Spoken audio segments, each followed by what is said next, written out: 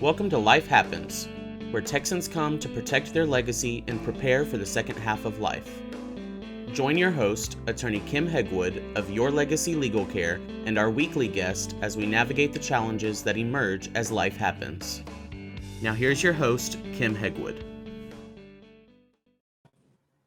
Good morning and welcome to Life Happens with me, Kim Hegwood, and our very special guest today is Denise Medved with Ageless Grace. I'm so excited to have you on this morning. Thank you. I'm so happy to be here.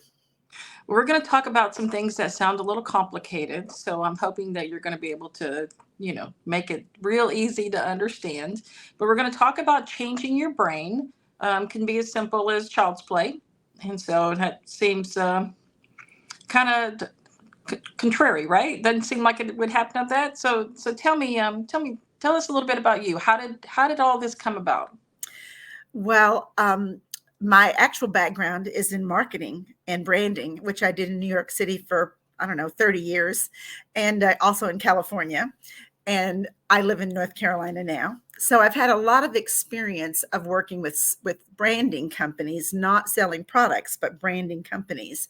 And one of the things that I was able to do with this was to pick up on the trend that everyone is concerned about their brain health of all ages. It's the number one health concern in the world right now among children, among 20s and 30 somethings, and certainly among people who are over 50 or 60, those in the second half of life, as you say, because everyone is starting to see things happen: physical decline, mental decline, cognitive decline, even emotional decline.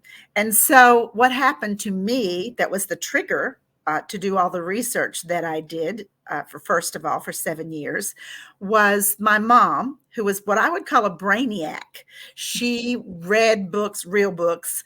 She did crossword puzzles, the New York Times, the London Times. She played word games. She taught school. She played the piano every day. She was the pianist at our church for 63 years. Wow. She was doing everything that they were saying would keep your brain sharp. And she was diagnosed with Alzheimer's. Mm-hmm. We were all in shock. And I said, how can this possibly be that she, who uses her brain all the time, can possibly have Alzheimer's? So right away I said, that means something's wrong. The great they, are all telling us that, oh, if you do crossword puzzles, oh, if you do word games, oh, take a course at college, oh, if you read real books, oh, if you study. None of that is actually true, I discovered after 7 or 8 years of research. At that time, they thought it was, but very shortly thereafter, Harvard did the first study that proved that cognitive function is not maintained by doing games. It's not even maintained by just exercising your brain. And the reason for that, and we'll talk more about this a little later, but is that there are many functions of the brain. There are 5 primary functions of the brain. And in order to stay cognitively fit for the rest of your life, then you need to exercise, move, stimulate all 5 functions of the brain. Now, I'm not talking about areas. I'm not talking about frontal cortex and reptilian brain. I'm talking about functions of the brain. So it turns out that actually doing physical things that cause you to really think about what you're doing and figure out how to do them are what causes the brain to stimulate something we call neuroplasticity. Okay, so now that begs the question, and what is neuroplasticity? Neuroplasticity was actually not even on the internet. That word was not there when I started researching, when I realized my mom had Alzheimer's and that doing word games and puzzles and all the things she was doing was not delaying or slowing that down. So neuroplasticity, though, then suddenly over a course of 2 or 3 years was booming on the internet. It was the hot topic. And now there are millions and millions of research papers, references, definitions. But the definition that's really easy to understand is it's our ability to change the form and function of the brain, specifically through physical movement that engages the 5 primary functions of the brain.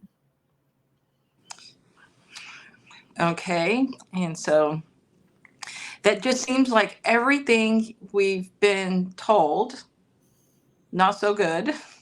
And so, and you're just like, wow, okay, that's different.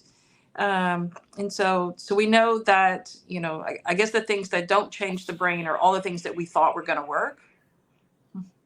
So It's not bad for you to take a college course or to do the crossword puzzle every day, but what it's doing is it's stimulating one or two functions of the brain. And this is what I love to compare it to brushing your teeth. Meaning, if you only brushed your front teeth for years, guess what? You'd have beautiful front teeth, but all the rest would be in serious decline. So that's exactly what happens when you're working one function of the brain. You're getting that function strong, and then surprise, surprise, the other four functions are diagnosed with Alzheimer's. So the brain is one big unity, even though it has different parts to it, literal physical sections, but also primary functions. And I know you're wondering what those are. So I will tell I'm you. going to ask now, what are those 5 functions of the brain? They are, and I've created an acronym. You said this is pretty complex, and it is technically. The research behind it, the way it was determined that we actually have control over the function of our brain is very complex. But the actual doing of it, that's why this is called changing your brain, can be as simple as child's play. Surprise. Is very simple. So I made an acronym to make it easy to remember. The first letter is S, and it stands for strategic planning. We do it all the time, and it's specifically related to physical function, not just mental, again, because the mental only doesn't change the brain. It's combined with the physical. This is command central.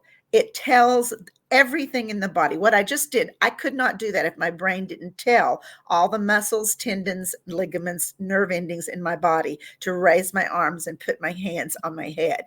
So that strategic planning in relationship to physical function literally means getting from point A to point B. How does the brain figure out how to do that?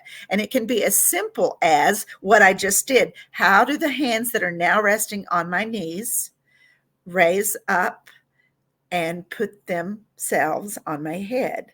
That's strategic planning, getting from point A to B. And then the next thing was to take them down. The next thing's I talk with my hands. All that is a brain function called strategic planning. The next letter is M, and it stands for memory and recall. And I know that everyone who is listening or watching this is saying, oh yeah, memory. I need that. I'm noticing I forget my car keys. I don't know what I did with my cell phone. I think I might have cognitive decline. Well, first of all, let me just point out, and we'll talk more about this later, there's a difference between natural aging of the brain and true cognitive decline.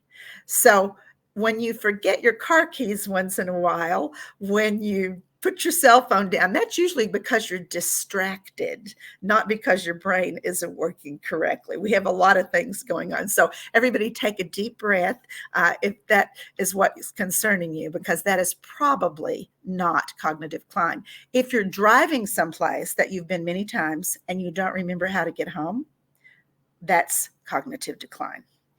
Now, the next letter, memory and recall, is literally the body remembering what it has done before, remembering how to do something, or recalling what it knows about that activity. And what I mean by that is I've never played a trombone in my life. I've never even touched one. However, if you said to me, Kim, pretend you're playing a trombone, I would put my hands up here and I would slide and I'd blow into something. I don't know the details, but I recall that I've seen someone play it in an orchestra or a band, and I know more or less how it works. Now, on the other hand, I've played the piano for years. So if you ask me to play the piano, even though I haven't played it in a long time, I would have a pretty good memory of that. And it's a physical memory that I have of that. I might say, oh, I remember sitting at the piano. I remember looking at the music. I remember my fingers moving. But the reality is that was a physical experience that I'm remembering. And what most people don't realize is that memory is always a physical experience. We think it's something that's up here, but it's always a physical experience. Do you remember your first kiss? Well, guess what? That was a physical experience. Do you remember the first time you ever had candy? It was a physical experience. Do you remember being in school and your teacher teaching you things? You were sitting in a desk, probably looking at a chalkboard, depending on how old you are. You remember the teacher's face, and that's a physical experience. We don't realize that, but every single memory is physical. That's also comforting in lots of ways. So memory and recall, same thing, different slightly, but the same function of the brain. The next letter is A, and it stands for analytical thinking. And that means understanding all the parts and components of your physical activity that might result in a memory. So, for example, if someone says to me, Denise, would you like to come and play tennis with me? My brain immediately is going to start to go, where's my tennis outfit? Where's my racket? Oh, where do I have a can of tennis balls? I need to get in the car and drive there. Gosh, I haven't played in a while. I wonder how my forehand is. Wonder how my backhand is. And my brain is analyzing before I even get there all the things I have to do to be able to play tennis. So that's analytical thinking. And then, of course, when I'm actually playing, my brain is saying, I think I need my forehand now. I think I need my backhand now. Oh, I should run up to the net. Oh, I think I can lob. All those things are happening while I'm doing some physical activity and stimulating the analytical thinking part of the brain. The next letter is C. I love this one. It's creativity and imagination. We use it all the time, especially people that say, oh, I'm not very creative. Oh, I don't have a very good imagination. Not true. We all do. We're creative all the time. We're creating new thoughts, new ideas, new ways of doing things. And creativity is literally that. Now, as we live longer, we tend to not do as many physical creative things as we could. And the physical creative things are what really stimulates those neurons. And neurons are simply brain cells. But the trick to changing your brain is to stimulate new brain cells. You want to keep them coming all the time. It's a little bit like sloughing your skin. Like women know all about this, especially. Well, men too, when they shave. We're sloughing those old dead cells off and we're getting some new ones. And it makes our skin look more vibrant, more healthy, more young. And so does creativity and imagination. So moving in a way that's new or creative to you, and it can be really simple. I talked about brushing your teeth earlier. Well, what if you just brushed your teeth with the opposite hand? What if you stood on one foot while you were brushing your teeth with the opposite hand?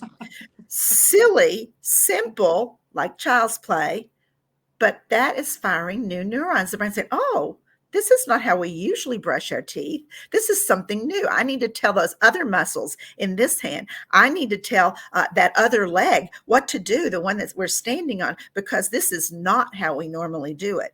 So changing, doing something differently is creative and it stimulates new brain cells all the time. Now, imagination is similar, but slightly different. It's hidden in the word image. When you see an image in your mind's eye, you are literally stimulating the nerve endings. Now, if you imagine doing something, it can be as effective and light up the same parts of the brain as if you really do that. So like if I were to say to you and everyone right now, imagine, you can close your eyes or not, but imagine that you're on the tennis court and you're playing tennis and you're serving and you're running to the net and the crowd's cheering and you're scoring and you're doing really good. That little simple exercise just caused your brain to light up because you imagined how to do it.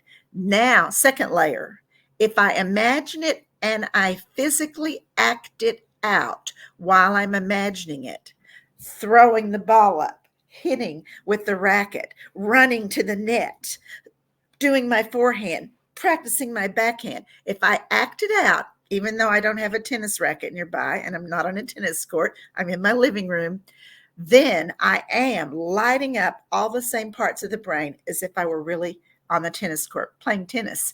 And imagining it is kind of interesting because we never imagine like, oh, I'm lousy, I'm horrible, I'm not hitting the ball, oh my gosh, I look so stupid. When we imagine it, we're going like, yeah, pew, there goes that serve. And so that again lights up a little different level of cellular activity in the brain. Last letter, K. And that stands for kinesthetic learning. And quite frankly, this is kind of the secret to a lot of what we're talking about, and why I chose the title of Changing Your Brain Can Be as Simple as Child's Play. Kinesthetic learning means learning a physical activity or movement through the body first, and then your brain is engaged and starts to make the body more efficient at that activity. So what I mean by that is that's the way we learn from the day we were born. We started discovering our hands. We started discovering our feet. Eventually we learned maybe to roll over or to sit up or to toddle, to barely walk. All of that is physical, but what it was doing was developing that child's brain, developing our brains as we were physically learning. And then, of course, it gets a little more complex. You start to learn to move more quickly when you walk because you're better at it. And then you start to maybe learn to hop or skip or jump rope or throw a ball. And then it gets even more complex. You start to interact with maybe another child or your parent or a sibling, and you're throwing a ball and catching it, or you're playing tag. You learn to get more complex. You learn to ride a bicycle or a tricycle, and you're doing multiple things at once, or it appears that way. It's called multi-skilling, not multitasking. So literally playing, and that was the word we gave it, was developing the brain. It was changing it. It was stimulating neuroplasticity. It was firing neurons. And I always like to joke and say, I'm sure none of you had ever heard your mom or your dad say, why don't you go outside and fire a few neurons? They probably didn't say that. But they did say, go outside and play. And what play is really all about is those 5 things I just gave you. SMACK. That's the sound of a neuron firing. It literally, you don't hear it, but that's what happens when a new brain cell fires, or 2 brain cells wire together or connect. There's like a little popping, smacking sound that they have detected.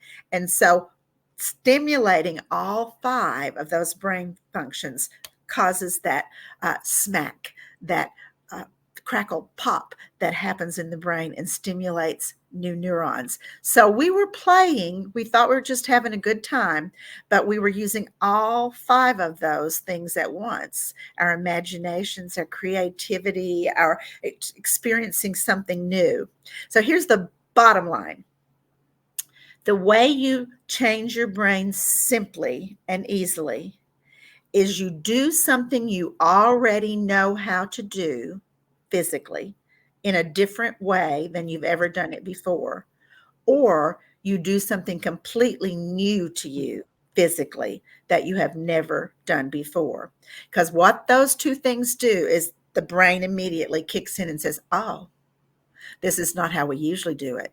Oh, we've never done this before. And so it starts to fire neurons and send messages throughout the entire body. The brain and central nervous system are the brain, all those nerves inside the spinal cord, and 7,000 nerve endings that go to the right hand, the left hand, the right foot, the left foot. That's a lot of nerve endings. And it's not only sending signals to that parts of the body, it's receiving them. And that part of the body saying, oh, this isn't working very well. I need more help. Like it did when we were learning to ride a bicycle. Or, I really want to do it this way instead of that way. And the brain says, got it.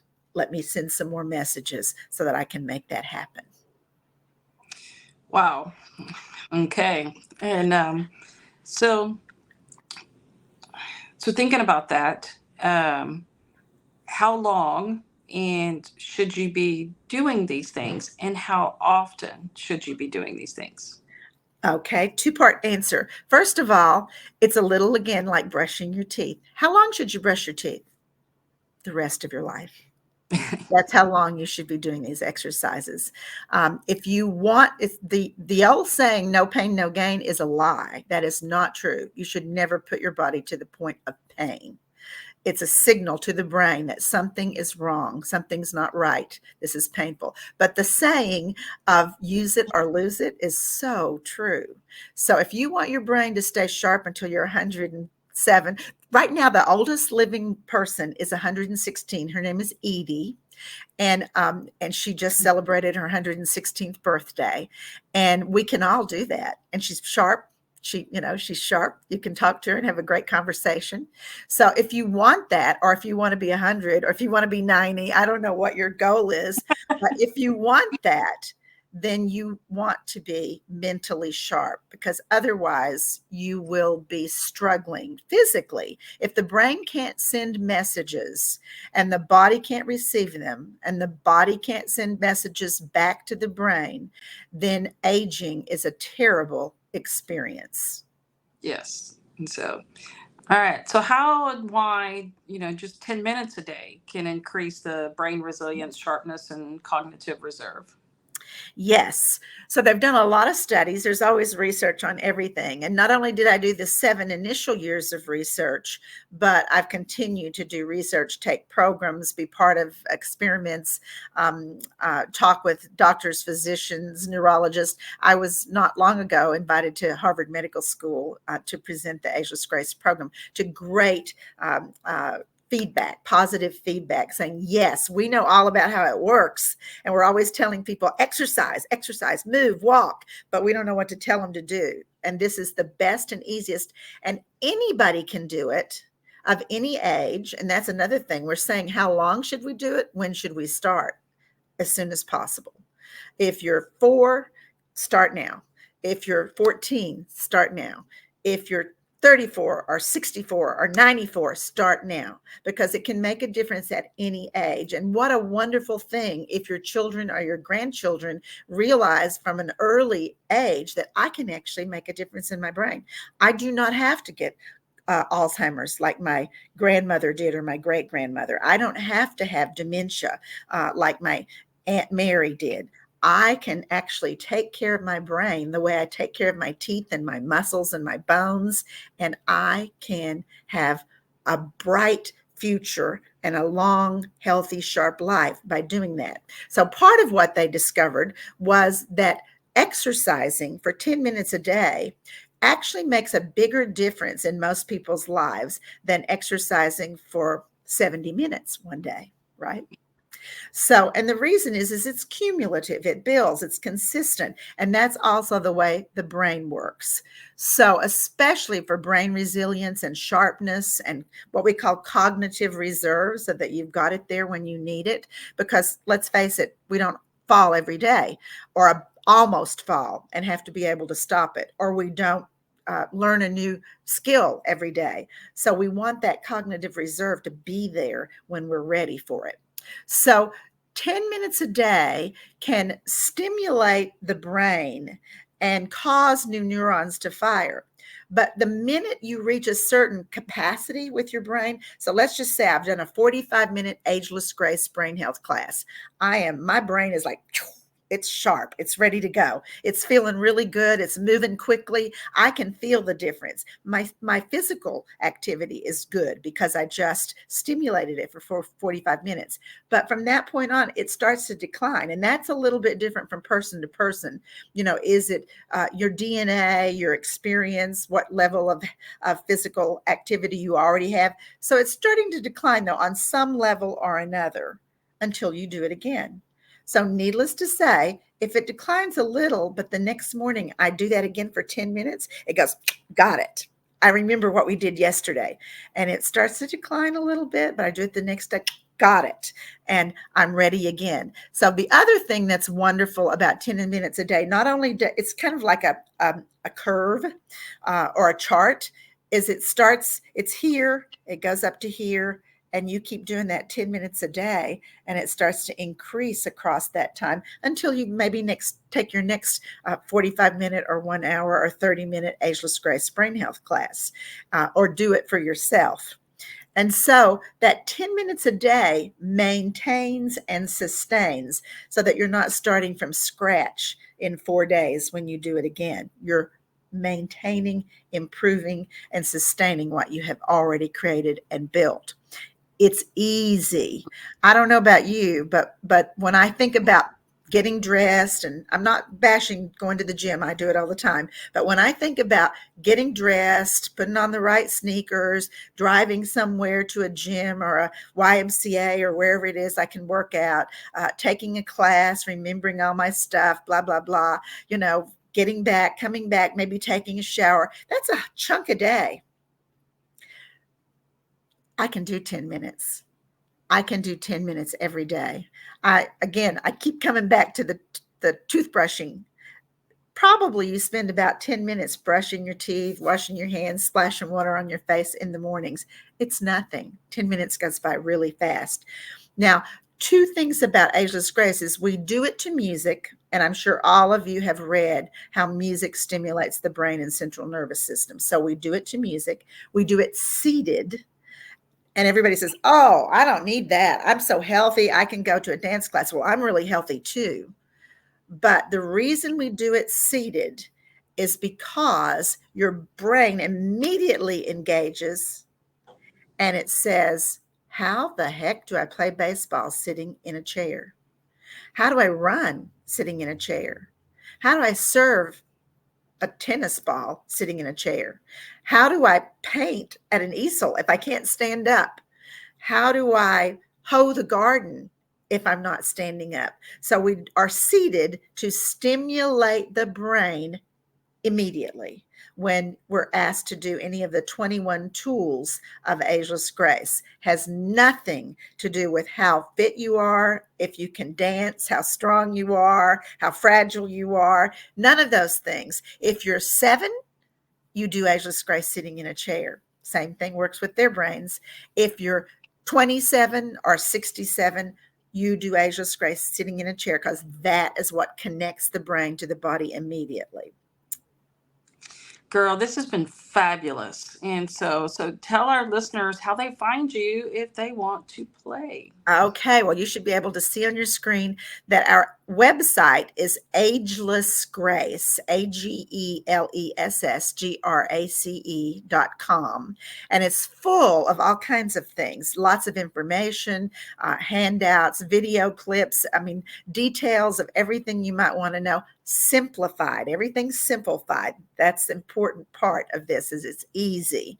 Because if we created something very complex, then everybody would say, oh, I did it once, I did it twice, but then it's too hard. This is easy. You can do this. And then if you want to ask us any specific questions, we have info, INFO, at agelessgrace.com. We have seminars, we have workshops, we have certifications if you want to teach the program. We have all kinds of products, downloadable videos and flashcards, and something we call a playbook. Not a workbook, but a playbook. Perfect. This has been phenomenal. So thanks so much for being on the show, and because it's been great. And we look forward to having you again on the show soon. Thank you so much, Kim. It's been a pleasure. Thanks for tuning in to this week's episode of Life Happens with Kim Hegwood. Be sure to tune in every Thursday at 10 a.m. wherever you listen to your podcast as we navigate through the challenges that emerge as life happens. The content of this podcast does not establish an attorney-client relationship or constitute attorney-client privilege, legal, medical, financial, or any other professional advice.